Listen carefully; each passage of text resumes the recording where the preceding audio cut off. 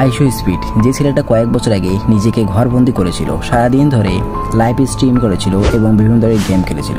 Live স্ট্রিমে এসে পাগলের মতো আচরণ করেছিল, যা দেখে মানুষ ভেবেছে এই ছেলেটা করতে কি চায়, কিন্তু কেউ ভাবতে পারেনি যে এক সময়ে পুরো দুনিয়ার মধ্যে তার ক্রেজি ফ্যান ফলোয়ার হবে। ওর জীবনের জার্নি শুরু হয়েছিল 2 জানুয়ারি 2005 সালে এই ড্যারেন ওয়াটকিন্স জুনিয়র, যা পরবর্তীতে আইশো স্পিড নামে বিশেষ খ্যাতি অর্জন করে। কিন্তু এর আগে এর শৈশব কখনো সিম্পল হ্যাপি ফ্যামিলির ছিল না। এর বোধ হওয়ার পরেই এর বাবা মার মধ্যে বিচ্ছেদ ঘটে এবং ডিভোর্স হয়ে যায়। এর চারপাশে বাচ্চারা ছিল, সবগুলি ছিল চোর ও শয়তান, আর সেখানে রোজ কোনো না কোনো ঝগড়া হয়েছিল। Neighborhood, you know, I had a lot of fights, you know, I seen a lot of stuff. That's how you got fast. Yeah. এর মানে ওর আশেপাশে অনেক ডিফিকাল্ট পরিস্থিতি ছিল।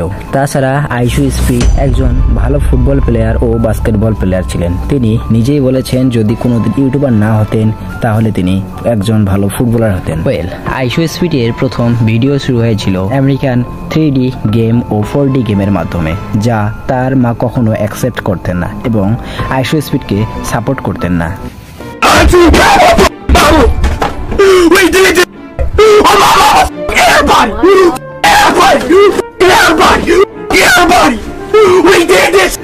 আর ইউটিউবার হওয়ার ভূত তার মাথায় চলে বসেছে।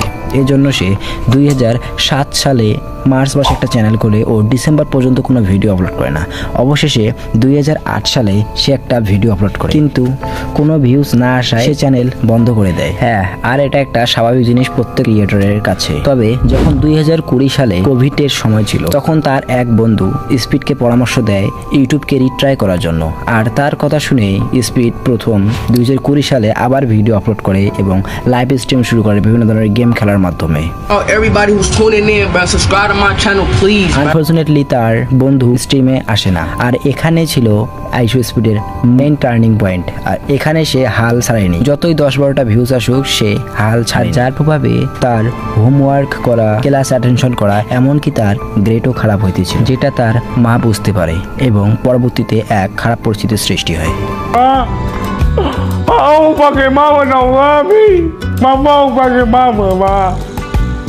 Why you don't love? আর ভাই, এমনটা করলে তো মারধর হবে। যখন স্পিডের উপর ইউটিউব ভিডিও বানায় নিয়ে অনেক চাপ পড়ে এবং তার মা রোজ তাকে গালিগালাজ ও মারধর করা শুরু করে দেয়, অবশেষে তার মা রাগ হয়ে তাকে ইউটিউব অথবা নিজের ঘরকে বেছে নেওয়ার অপশন দেয়। Or I'm leaving, like, you know, or like you can't do this in my house. আর স্পিড নিজের ঘরকে ছাড়তে বাধ্য হয়, তবু সে ইউটিউবে ভিডিও ছাড়া অফ করে। So I'm like, I'm out. Really? Yeah, I was like, I'm out. You know, like I'm not about to stop. Like I was already averaging like 20 viewers. I had like 1,000 subs, 2,000 subs. Right. She's like, what are you doing? Blah blah. Why is everybody talking about you like online? Blah blah blah. Because it was like সে তার মায়ের ঘর থেকে বেরিয়ে গিয়ে বাবার ঘরে যায় এবং তার বাবা তাকে অনেক সাপোর্ট করে ভিডিও বানানোর জন্য। অবশ্য পরবর্তীতে স্পিডের মা স্পিডকে অফার করে বাড়িতে ভিডিও বানার, কিন্তু ঠিকঠাক মতো পড়াশোনা করার, আর স্পিড এতে রাজি হয় এবং নিজের ঘরে ফিরে যায়। ওয়েল, প্রত্যেক ক্রিয়েটরের একটা নিজস্ব অ্যাবিলিটি থাকে, স্কিল থাকে, আর আইশো স্পিডের কাছে সেই অ্যাবিলিটি হলো quite. To see Aisho Speed freak out over a game.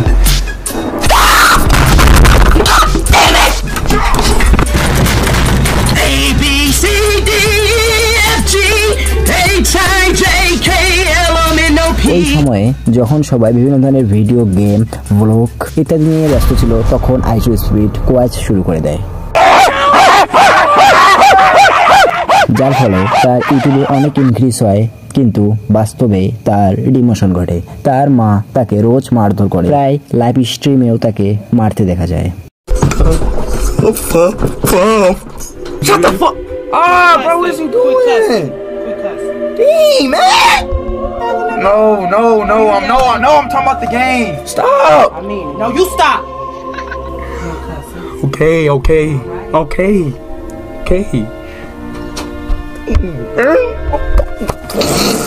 Okay, I'm free. কিন্তু কথায় আছে কয়লা ধুলে ময়লা যায় না।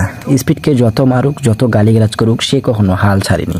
সে ভিডিও বানিয়ে গিয়েছে। অবশেষে তার মা বাধ্য হয়ে তাকে মারধর ও গালিগালাজ না করে মেইন পয়েন্টে যখন স্পিডের অনেক ভিউ আসতো লাইভ স্ট্রিমে, তখনই তিনি নেট অফ করে দিতেন। তাছাড়া যখন আইশো স্পিডের 8 লাখ সাবস্ক্রাইব প্লাস হয়েছে তখনও তাকে তার মা উইশ করেনি। I don't know. আর তাছাড়া যখন তার 1 মিলিয়ন সাবস্ক্রাইব হয়েছিল তখনও তার মা উইশ করেনি, বরঞ্চ রাগ হয়েছে।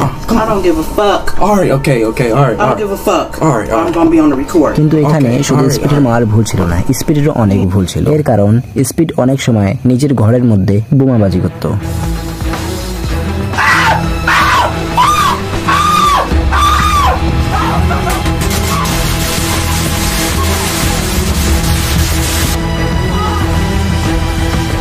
তাছাড়া ঘরের মধ্যে সবসময় চিল্লাহাল্লা করত, এমনকি ভাঙচুরও করত। তার মেন্টালিটি ছিল অনেক আলাদা, আর এমনটা করলে কে বা রাগ না হবে। আর স্পিডের জানা ছিল, এই কারণেই সে ইন্টারনেটে এত ইনক্রিজ করতে পেরেছে, সোশ্যাল মিডিয়ায় সে এত খ্যাতি অর্জন করেছে। কিন্তু এত কিছু অ্যাচিভমেন্ট করতে তার সাবস্ক্রাইবার তাকে অনেক সাপোর্ট করেছে। একদিন তার এক সাবস্ক্রাইবার 1.72 পাউন্ড, যা ইন্ডিয়ার 212 টাকা সেন্ড করে এক মেসেজ করেছিল, যা মেসেজ ছিল তুমি কোন টিমকে সাপোর্ট করো। এই একটা প্রশ্ন যা স্পিডের জীবনকে বদলিয়ে দেয়। তখন স্পিডের ছিল 6 মিলিয়ন সাবস্ক্রাইবার, আর এই প্রশ্নের উত্তরে স্পিড আর সে আস্তে আস্তে উপলব্ধি করতে পারে যে এই 3 ওয়ার্ডস র্যান্ডম না, আর এর মাধ্যমেই অর্থাৎ এই 3 ওয়ার্ডকে ইউজ করে শুধু আমেরিকায় না সারা বিশ্বকে মাতিয়ে তোলে আইশো স্পিড। এবং পরবর্তীতে তার রোনালদোর সঙ্গে সাক্ষাৎ করার পাগলামো গোটা বিশ্ব জুড়ে ভাইরাল। তার এই জার্নির ডেভিল শ্যাডো ছিল তার মা, তার নজর দিক থেকে। কিন্তু পরবর্তীতে তার সাকসেস অ্যাচিভমেন্ট হওয়ার পর যখন তার মা উপলব্ধি করতে পারে তখন তাকে ভালোবাসতে শুরু করে, এবং আইশো স্পিড প্রথম তার পেমেন্ট দিয়ে তার মাকে এক বাড়ি কিনে দেয়। কিন্তু স্পিড পরবর্তীতে বলেছিলেন যে এতে তার মার কোনো ভুল নেই, কারণ ইউটিউব প্ল্যাটফর্ম সম্পর্কে তার মার সামান্যমাত্র ধারণা নেই, এজন্য তিনি এরকম বিহেভ করেছিলেন। আর পরবর্তীতে স্পিড যে ফ্যানের জন্য এত ভাইরাল হয়েছে সেই ফ্যানের সঙ্গে সাক্ষাৎ করেছে। আর হ্যাঁ, আশা করি ভিডিওটা সবার পছন্দ হবে। ফটাকসে সাবস্ক্রাইব করো, আর পরের ভিডিওর কমেন্টে লেখা আছে দেখে নিও। বাই।